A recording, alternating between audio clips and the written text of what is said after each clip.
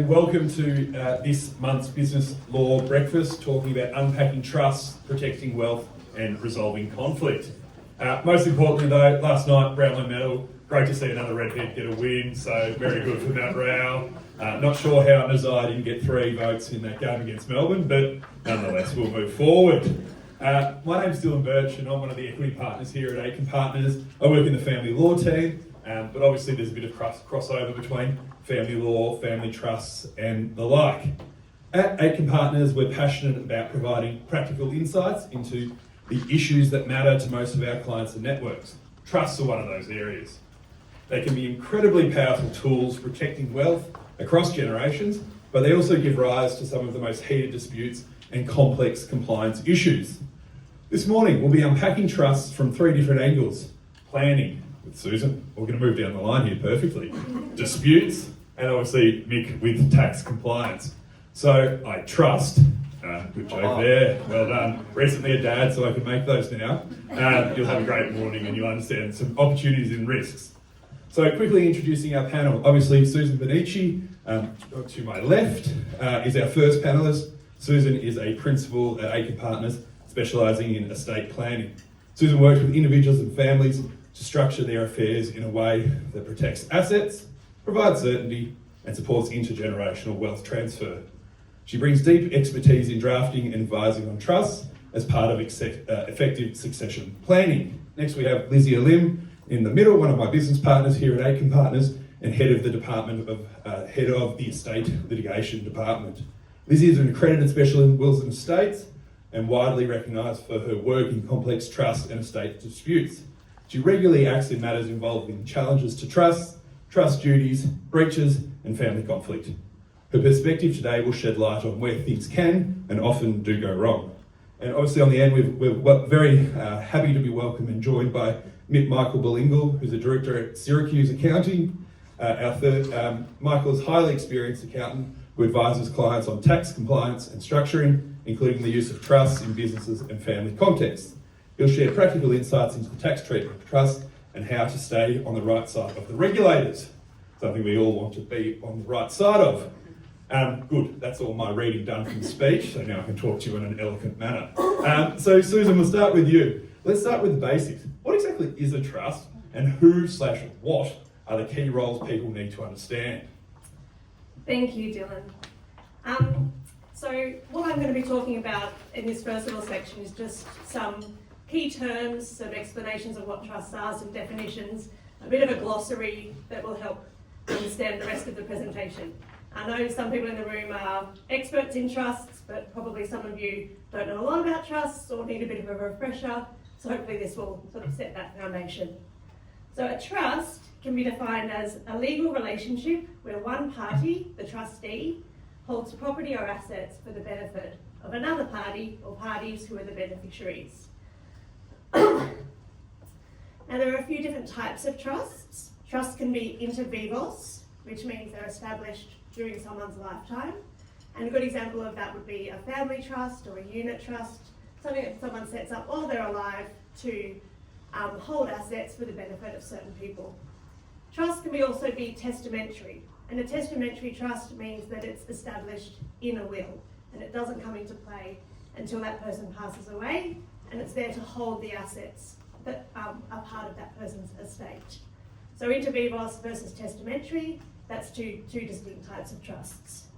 Trusts can also be fixed or discretionary, and this refers to how distributions are made to the beneficiaries. A fixed trust is where the beneficiaries have a fixed entitlement, so what they receive is written into the deed. It might be a unit trust, which is like where the beneficiaries hold, similar to shares, where they have a fixed entitlement to whatever the income or capital of the trust might be. Trust could also be discretionary, and a discretionary trust is where the trustee gets to make the decisions, usually on an annual basis, about how the income or capital is distributed. So inter vivos versus testamentary, fixed versus discretionary, there are a few different types of trust that can be established. In any trust, there are key relationships or roles that are really important in terms of how the trust operates. The first is the settlor, The settler's important because they're the people, that's the person who makes the initial contribution of assets to the trust.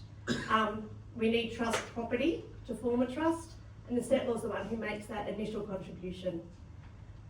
For a trust set up in a will, you don't need a settlor, the will maker is the settlor, so that's sort of how that part works. The second key role is the trustee, and the trustee is the person or the company sometimes who's responsible for the day-to-day administration of the trust. So they make all of the investment decisions, the asset decisions, and then decisions about how income or capital is distributed. The next role obviously is the beneficiaries. Beneficiaries can be named in the deed about who the specific people are, or there can be broad classes of beneficiaries. So all of the descendants of a certain person, for example. Another very important role in a trust is the appointor, and the appointor is critical. They have a lot of power.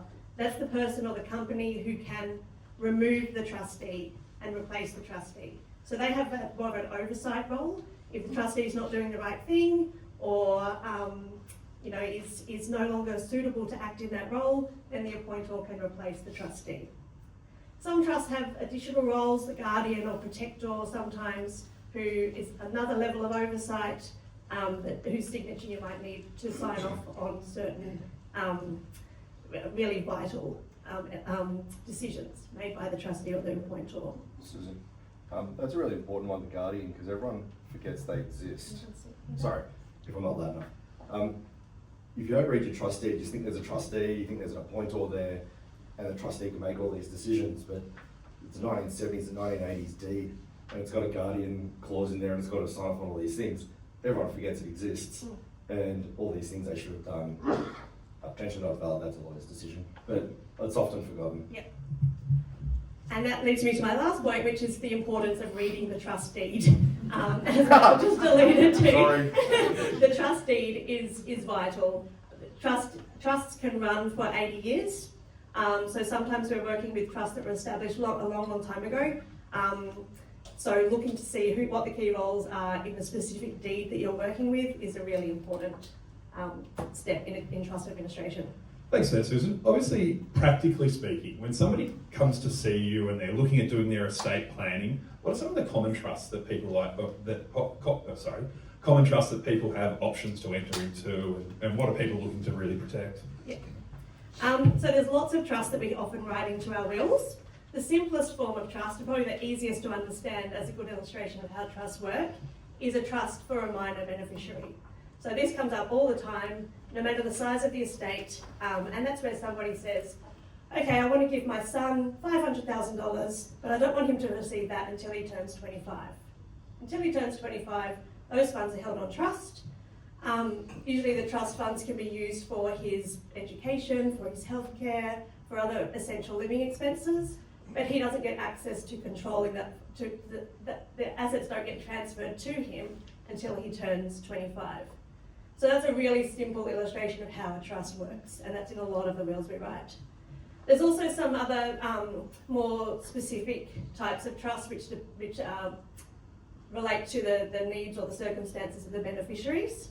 So I often write in wills that will have a protective trust or a special disability trust for families where there's a vulnerable beneficiary, so someone with an addiction or a disability, which means that they're not suitable or not capable of managing their own assets.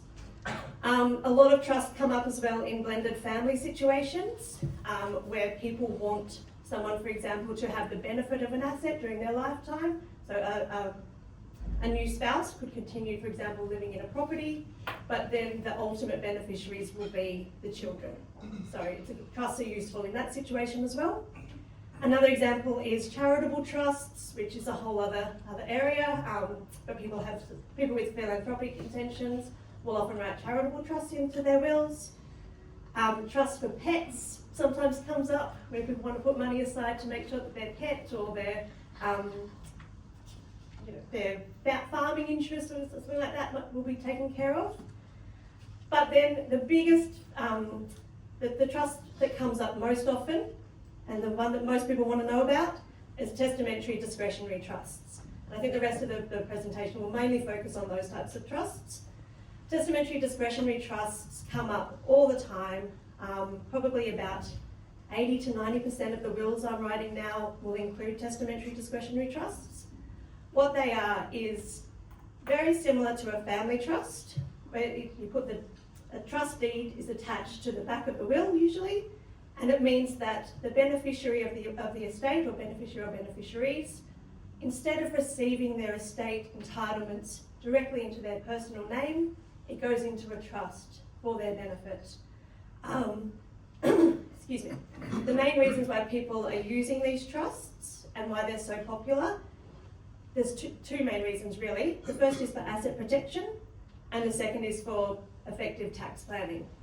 So on the asset protection side, what it means is that because the beneficiary is not the legal owner of those assets, the trust is, because those assets are not going into the beneficiary's own personal name, it means that if that person ever gets sued, if they're ever bankrupt, if they're a director of a company and they don't want to have assets in their name for any risk that's attached to that role, and also if they get divorced and they go through family law proceedings, because those assets aren't in their personal name, there is some protection from those assets being taken by creditors or becoming part of a property settlement.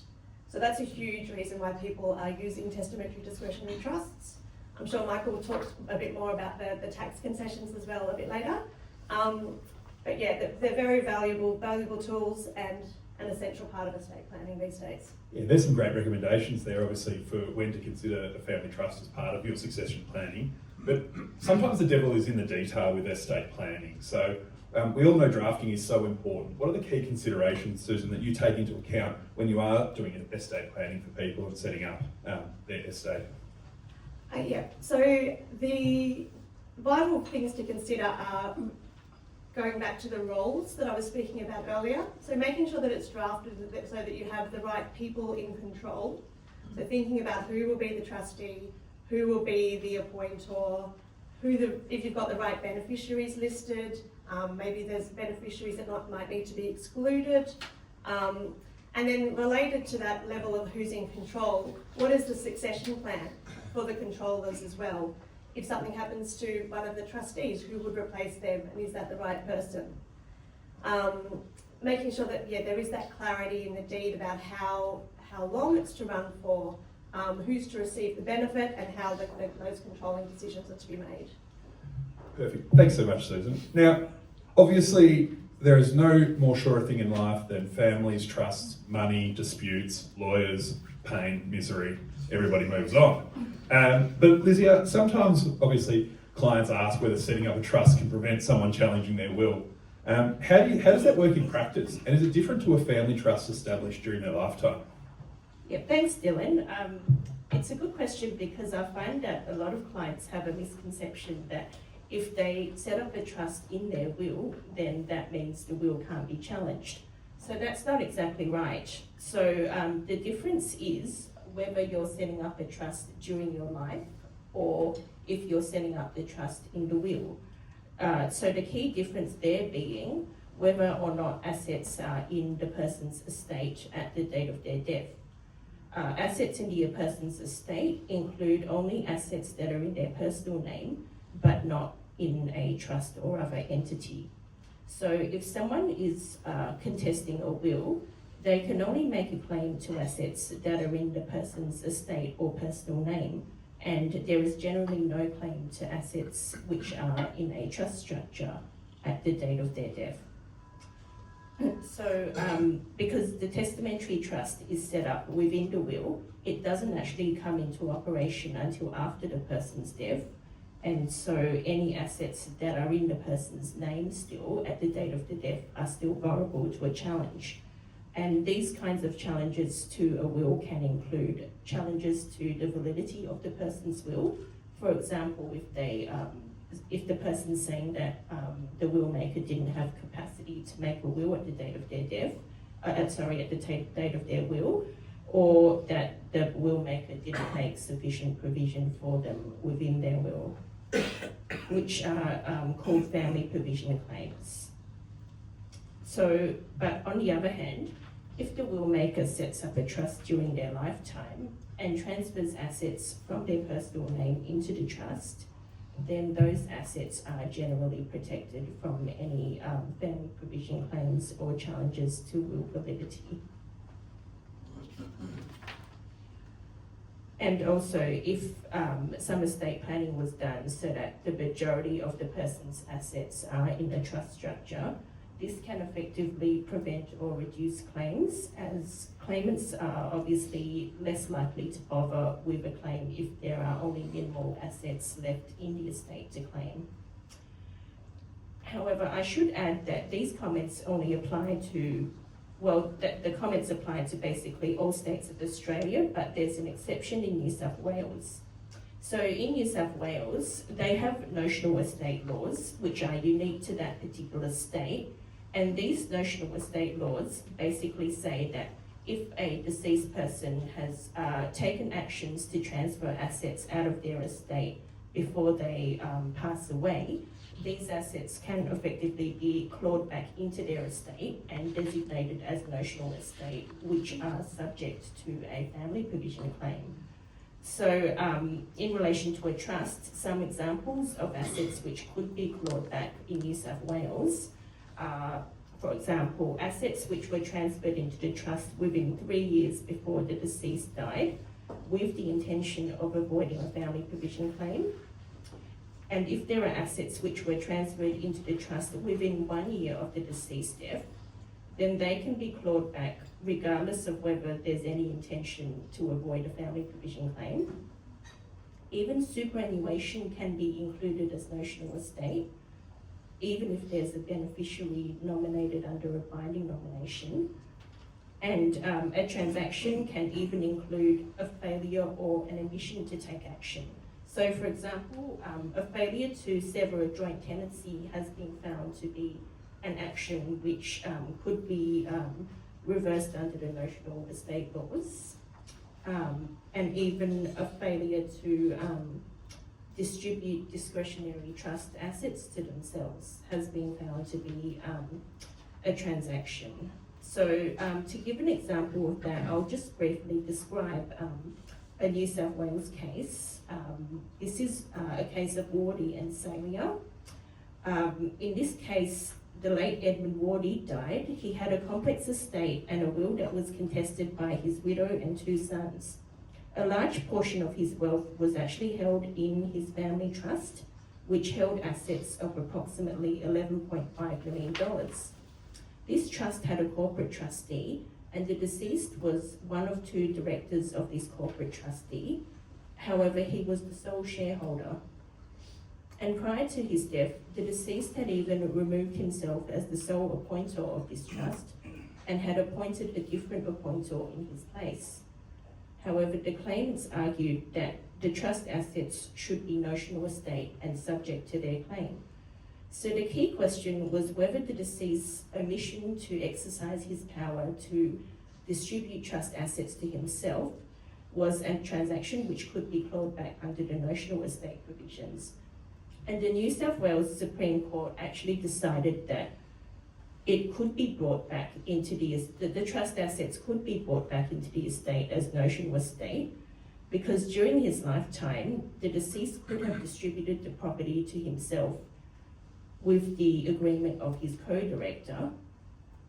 And even if he didn't have the agreement of his co-director, as the sole shareholder, the deceased could have removed his co-director as a director and distributed the assets to himself anyway. Because he could have taken these steps, the court decided that the continued holding of the assets by the trust was a result of his omission to take those steps, and such an omission was a transaction under the notional estate provisions, which could be unwound. So as you can see from this example, the New South Wales court is very liberal about what can actually be brought back into the estate as notional estate. So basically, Dylan, in a nutshell, transferring assets into a trust during your lifetime will actually be effective to prevent family provision claims, but not in New South Wales. I just find that amazing that in Australia, if you live in Echuca and Moama, there's completely different laws, so you just got to make sure which side of the river you die on. It's quite astonishing sometimes. But there's wills and estates, family trusts, you get all sorts of wild and wacky sort of cases. But what are the common disputes that come across your desk mostly? Yeah. So the most common disputes I find are in these following categories. So the first is disputes about a trustee's conduct and how the trustee is actually managing the trust.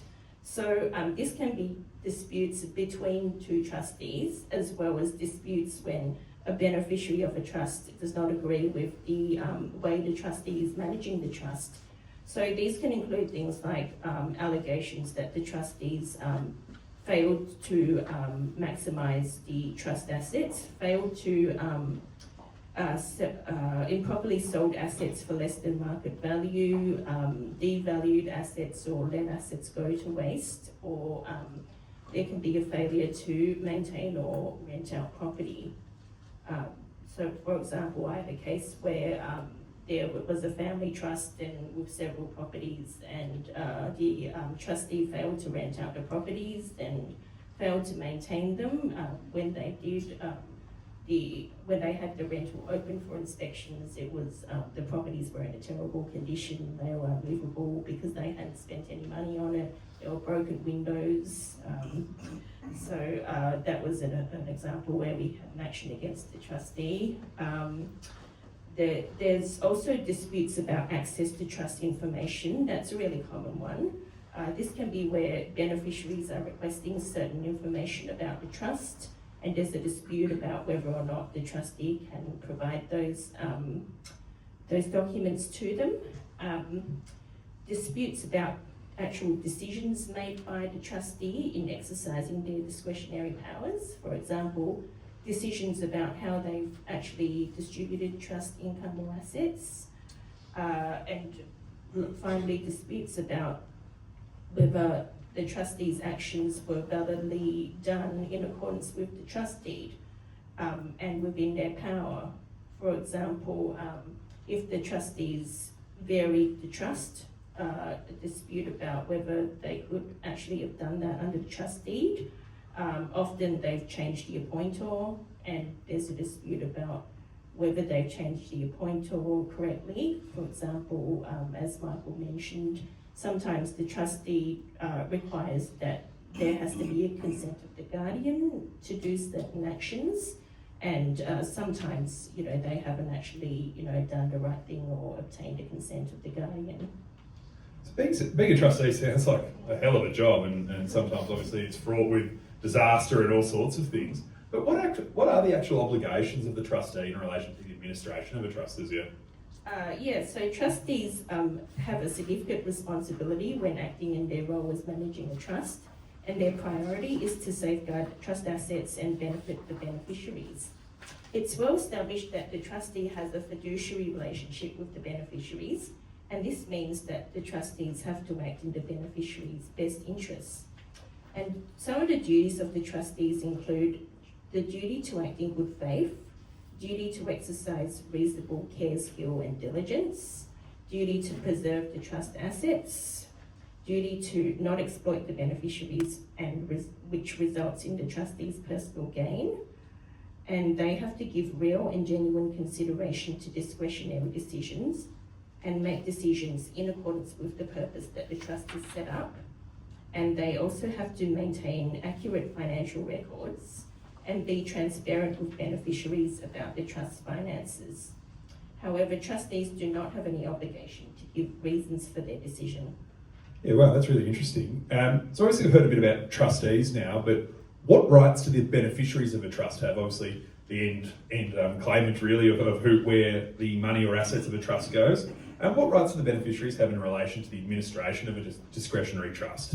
Sure. When thinking about that, it's important to remember that beneficiaries do not actually have any rights to particular assets in a discretionary trust, or any right to receive any distribution at all, because this is all obviously up to the discretion of the trustee. However, the beneficiaries do have the right to due administration of the trust, meaning that the right to have the trust properly managed, the right to receive certain trust information, and the right to receive real and genuine consideration by the trustee for a discretionary distribution.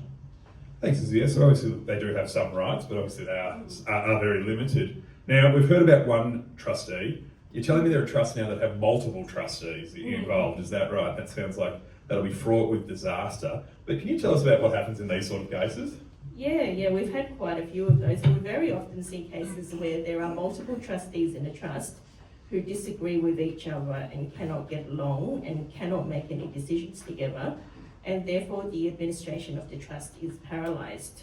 So often what happens is that one of the trustees applies for the other one to be removed, or what ends up happening a lot of the time is that both are removed and an independent trustee is appointed. Sometimes, rather than the trustee being removed, if there's no issues with anything else, but there's just a disagreement about a particular issue relating to the trust, what they can do is go to the court to get judicial advice about the answer to that particular issue. So, Michael, I know you've seen it in your practice with multiple trustees. Can you share your perspective?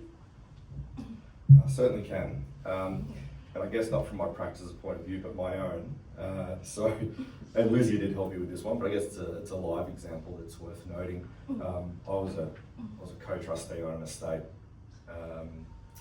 with the son of the deceased, and he wasn't completely of full mind, I think. But it got very difficult to manage the fixing the remediation of a property, what we're supposed to do about the money in respect of his three sons who had 10%, 10%, 10%. And it got harder and harder and harder, and actually appointed Aitkens, and Lizzie helped me, and I made the active choice to resign because I couldn't act anymore, and I couldn't do the right thing by the beneficiaries. And that really weighed on my mind a lot. In fact, it still does. And I've got a dispute with the same family, still going on another matter with the same guy, but not on the estate.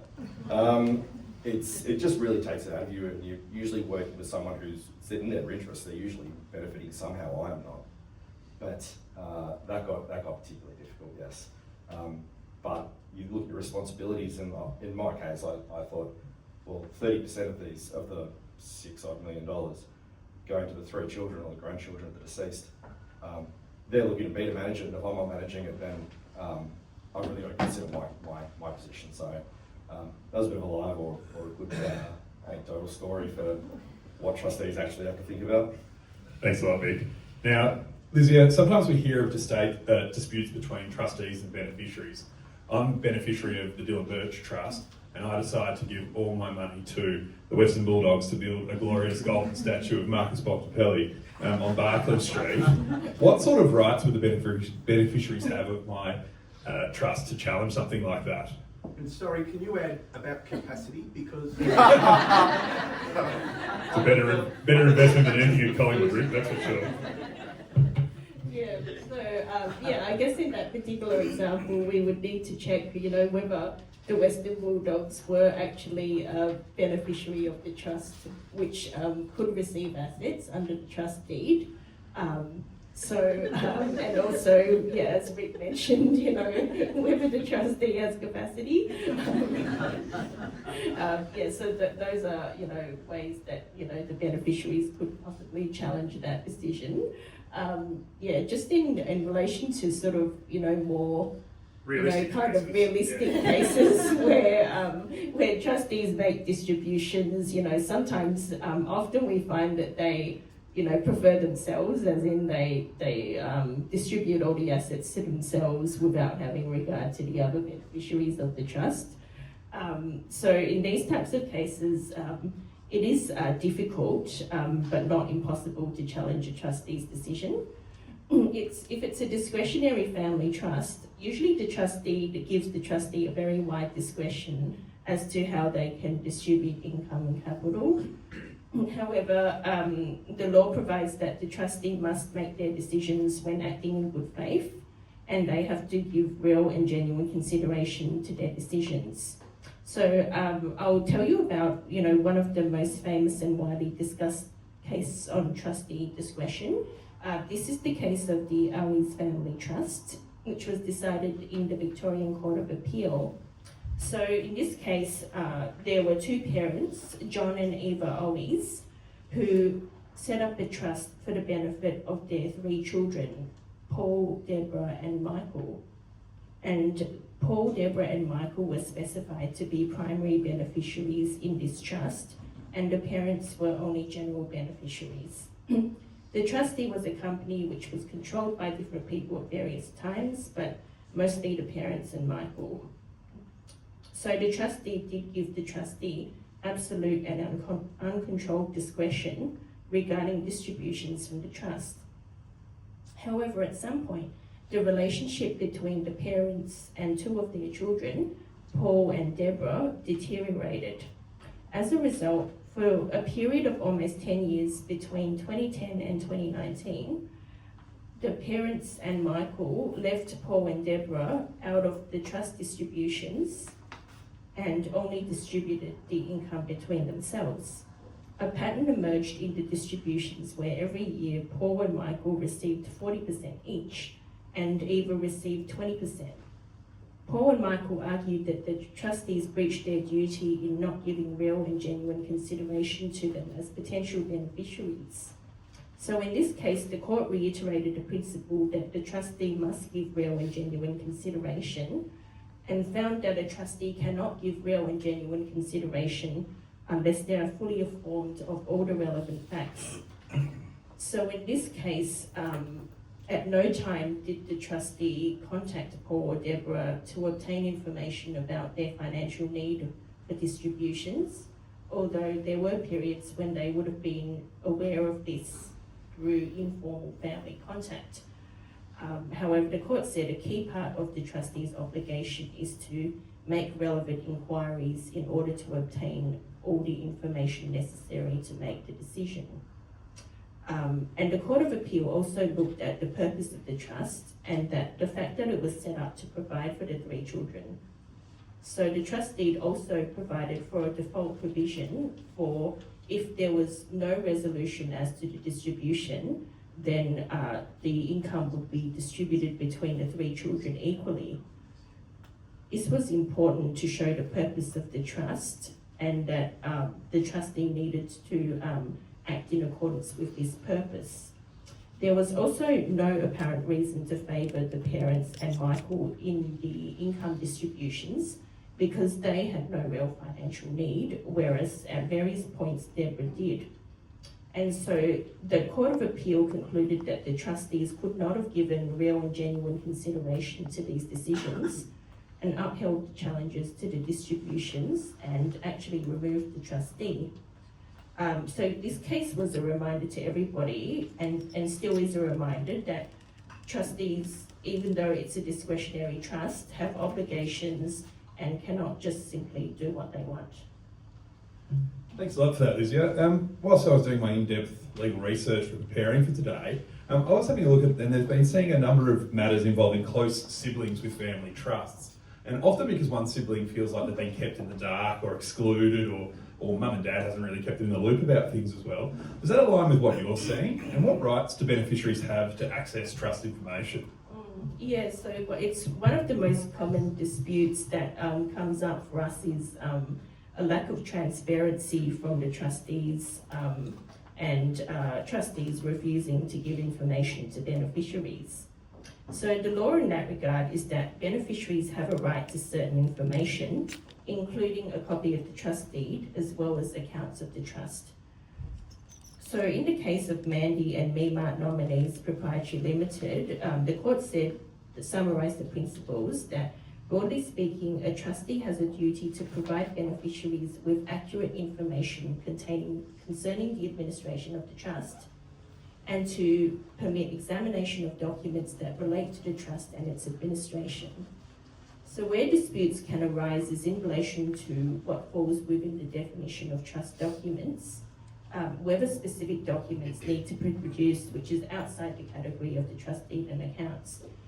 These disputes are generally dealt with on a case-by-case basis and may depend on factors such as the documents that are sought, the purpose for seeking the documents, the interest of the beneficiary in the trust and the documents, and whether there are issues about confidentiality.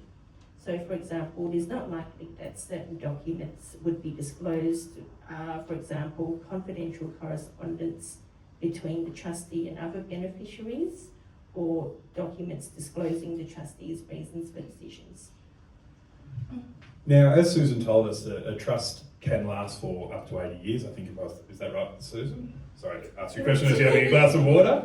And I imagine in some very rare cases that obviously don't occur at Aitken Partners, but what happens if a trustee does get lost? So when a trust deed is lost, that can cause significant problems with the administration of the estate, the trust, and mostly when there isn't actually a copy that can be referred to. So sometimes the trustee doesn't even know the terms of the trust. There are also practical problems such as banks and other organisations wanting a certified copy of the trust deed, which can't be done because there's no original trust deed. So the solution is usually to apply to the court for an order to replace the trust deed or to reconstruct the terms of the trust deed if a copy cannot be found, which is obviously a significant expense to the parties. We would highly recommend that, if you're setting up a trust, that the original trust deeds are stored with your lawyer or with your trusted accountant and not in your own home. Thanks so much, Lizzie, for that. Of course, many of these disputes don't just come from legal misunderstandings, but also the financial side. And that's where I'd like to bring in our esteemed colleague, Michael Bilingual from Syracuse, to have a bit of talk about the tax and compliance side of trust. So, Mick, from your perspective, what are the main financial and tax benefits of using a trust? Wow, that's a big question. Yeah, mate, you've got 10 minutes. Yeah, thank you. I'll be quick. First, we see lost trust deeds from time to time. It's fairly problematic. But there's another From Aitken Partners, though. Not from Aitken Partners, no. There's probably another topic that overarches all this. We talk about discretionary trusts and having a wide beneficiary class. Can distribute within the family, maybe outside the family. It's quite a broad group. That's the trust law piece. There's a tax law piece that goes over the top of that, which there are certain elections that can be made that might actually limit that group of beneficiaries. They're called family trust elections or interposed entity elections. They've been in place since about 1995. No one followed them until about 2004 when the ATO slapped us all on the head and we had to read our trust deeds in 2004 and go back and put them in place. I'm hearing rumblings at the moment from a regulatory point of view that they're starting to look at those because they were largely done in paper in 2004, and they're starting to go, well, show me you did an effective election. Problem being, if you can't prove you've got one, those distributions to the beneficiaries may be invalid. There's a whole trust loss, franking credit, and family trust distribution tax theme that goes across all of that as well. And this is becoming a bit of a hot area, which you see with the ATO. They're looking for different ways to sort of find where they can get money from. They need to collect. They're very much behind in their collections. And so this idea of distributing to beneficiaries, there's an overarching tax problem where they might start looking if these elections are actually valid or not, which is a bit of a scary thought for the accountants in the room. I've only heard this from 2 different advisors in the last 3 weeks. Outside of that, I haven't really heard this as being a particular issue. That was probably an aside. Financial benefits, being able to distribute at a discretionary level, as Susan intimated earlier, is probably the largest financial advantage. You can distribute to different people in different years. The tax benefit being, I might have a high income tax rate this year, but next year I don't, and the trust can distribute to me next year to take advantage of my lower marginal tax rates. That level of flexibility to distribute money to family members and other is probably one of the biggest tax advantages. From a trust point of view, the other big one I would say is that it's eligible for the 50% CGT discount, as you and I are. So companies are not eligible for this discount if they were to sell a CGT asset, but trusts and individuals are. So that's why you see a lot of discretionary trusts being used for investment. A business owner might hold their interest in the business, but via the discretionary trust. they don't want the asset in their own name for the asset protection reasons spoken about earlier, but also because if they were to sell it for a gain, they might be able to access a discount. I put them down as the top 2 or 3. Thanks, Mick. Obviously, when people are looking at their estate planning and family trusts, there's certainly a partnership between the accounting side and the legal side to make sure everybody's working in step together.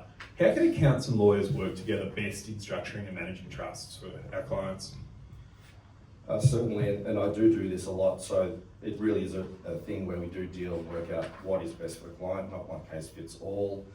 We talked about the roles earlier, appointor, who's the settlor, who are the beneficiaries, sometimes more importantly, who are not the beneficiaries and who they want to specifically exclude, ex-wives, brothers, that sort of thing.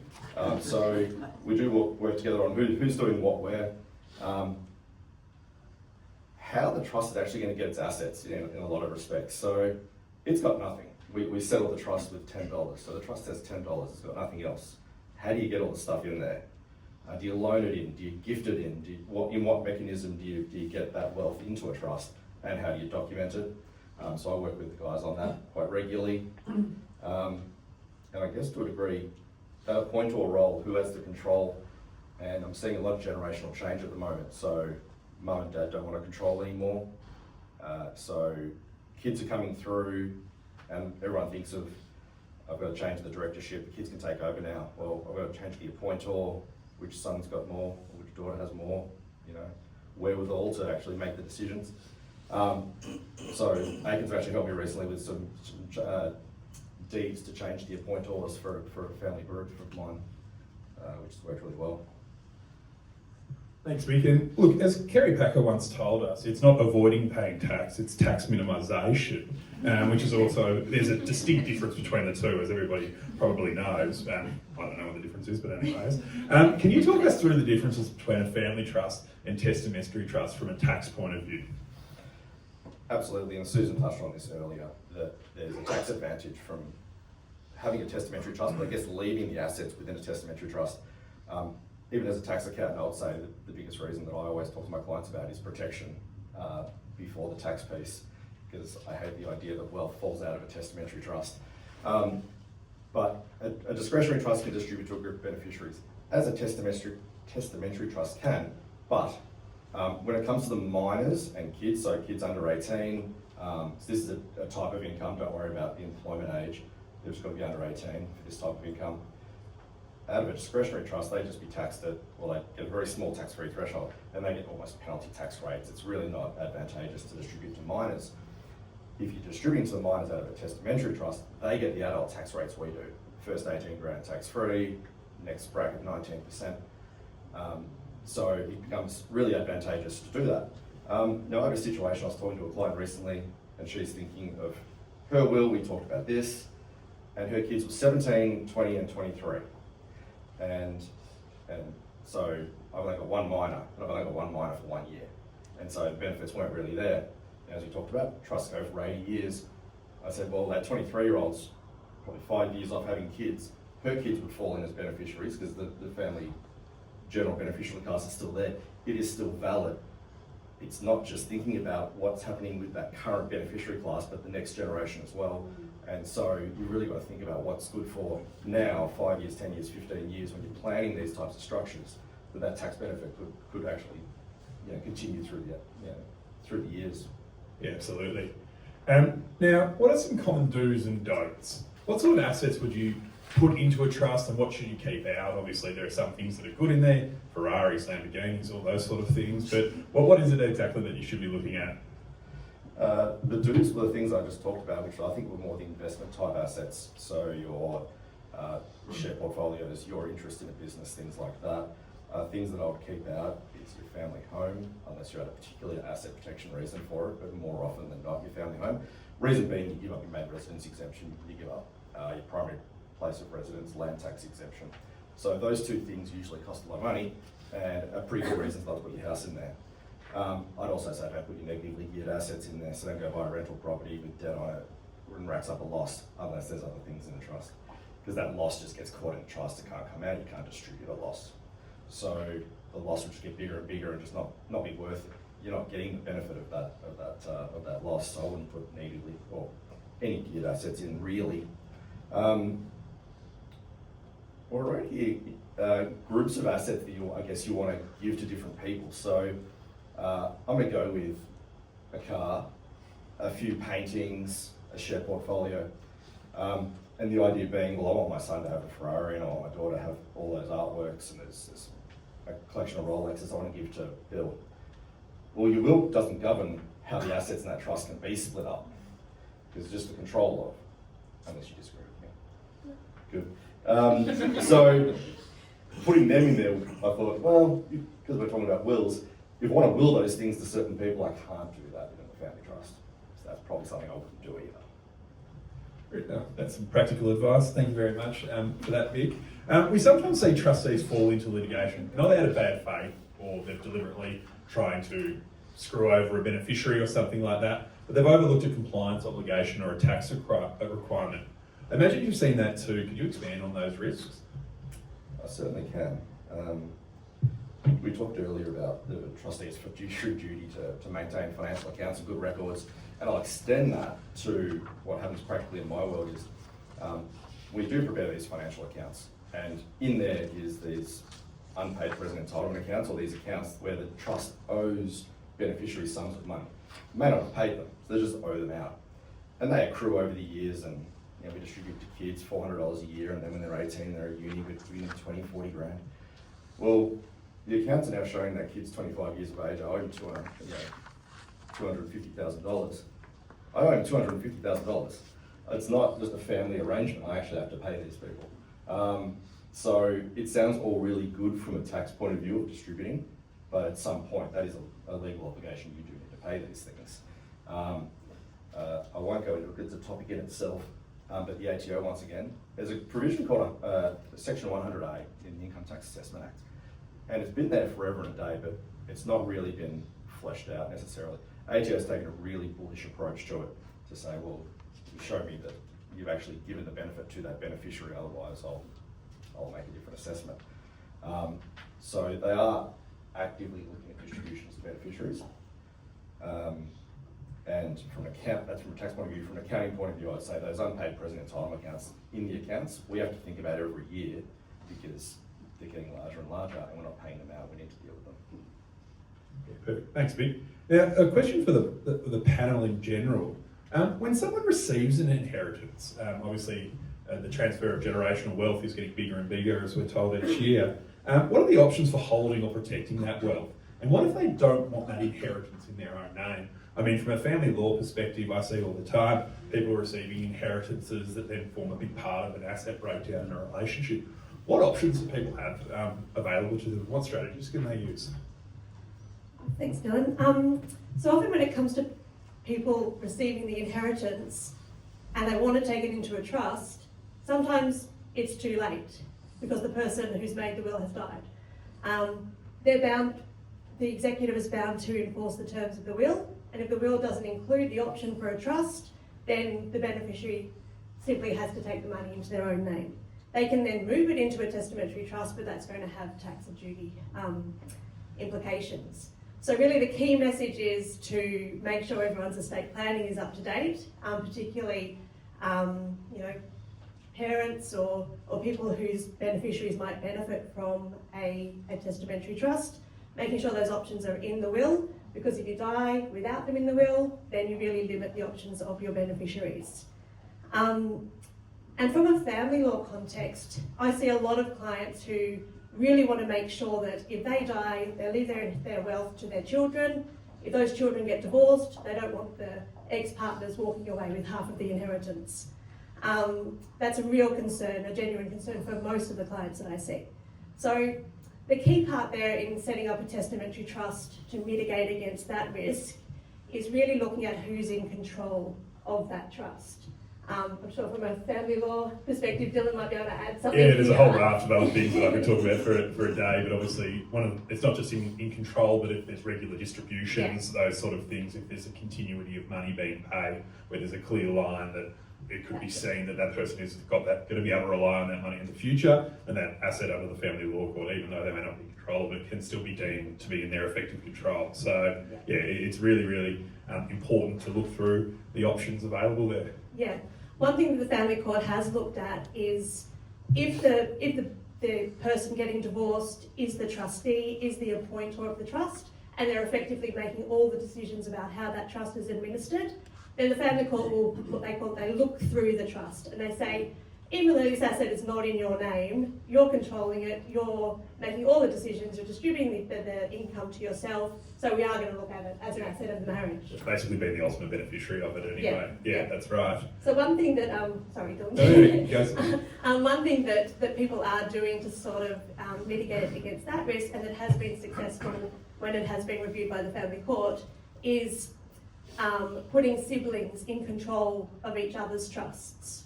So if I've got say me and Lizzie are as siblings, there's a testamentary trust set up for Lizzie, one set up for me, I'll be in control of hers, she'll be in control of mine, and then the family court has looked at that and said, okay, even though you're the primary beneficiary of this trust, you're not the controller of it, income has been distributed to other people, there's not a consistent pattern of distributions, and so that's not an asset of the marriage. So that can be a successful strategy from a family law perspective. Yeah, absolutely. And Michael, how does that structure affect the tax outcomes?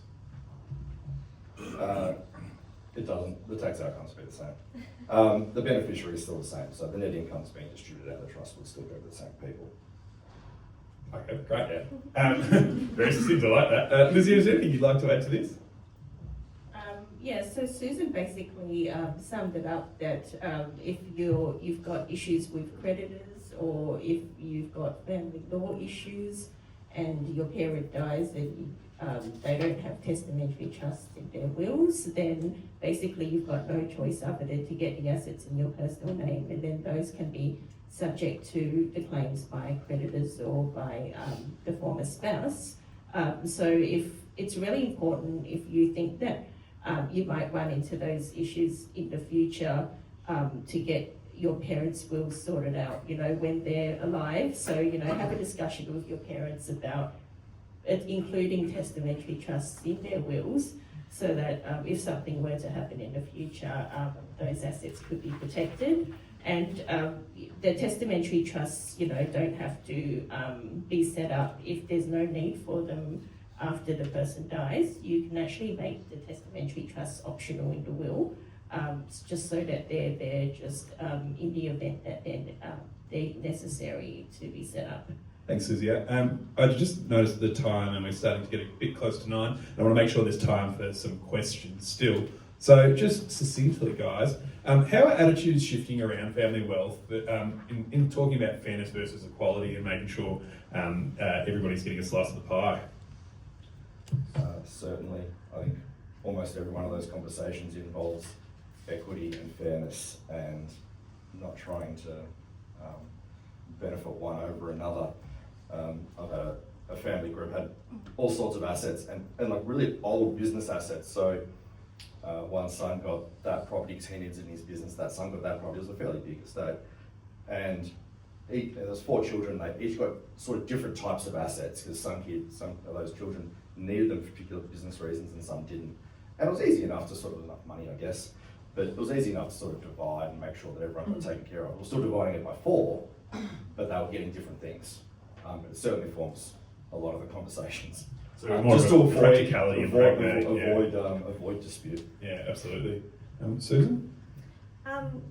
Just sort of touching on what Mika said, I think it's sometimes better in an estate planning context when you're writing the will to keep some flexibility in how assets are distributed. So rather than saying, you get this property, you get this property, you get the share portfolio, and then trying to equalise it, just leaving it, if you can, to say, okay, all of my children get a third of the estate or an equal share of the estate.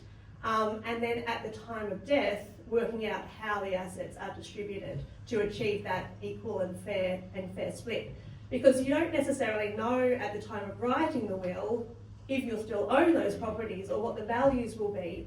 And it can be really difficult at the date of death when the administration comes around to try to achieve that just and fair result if specific gifts are written into the will that are no longer appropriate, or if the beneficiary no longer wants that gift or it's not suitable for them at the time. Not the first right. Yeah, Yeah, and Lizzie, I think you're going to tell me though that the court really doesn't care about fairness and equality, though, does it? Really, when at the end of the day.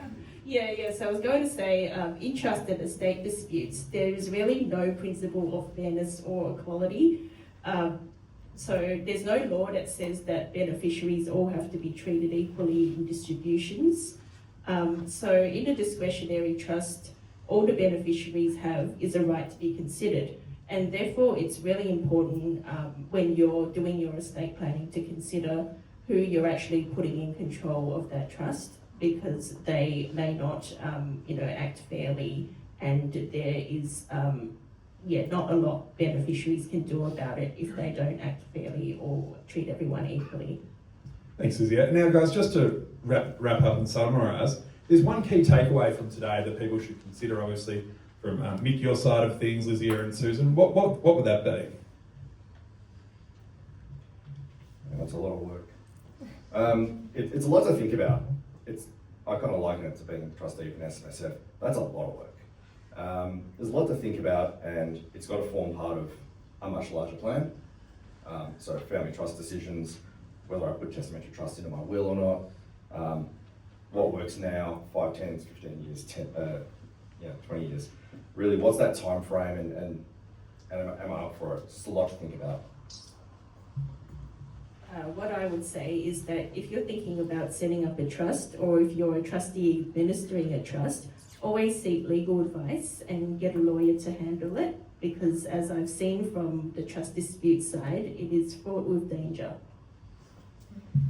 And from the estate planning context, Lizzie kind of touched on this before. If you can have the discussion with your parents, as we're coming into the largest intergenerational transfer of wealth, a lot of people my age potentially will be benefiting from that. And the terms of the wills that will govern that transfer of wealth are really important. And if they don't have testamentary trusts involved, then there might not be that flexibility and the asset protection and the tax benefits attached. And also, if you're an accountant or an advisor and you see a client who has a one-page will, it's probably not sufficient. So speak to them and send them to get a will review as well. Thank you so much, guys. It's been a really insightful and knowledgeable discussion. Is there any questions from the floor or anybody online that has questions at the moment?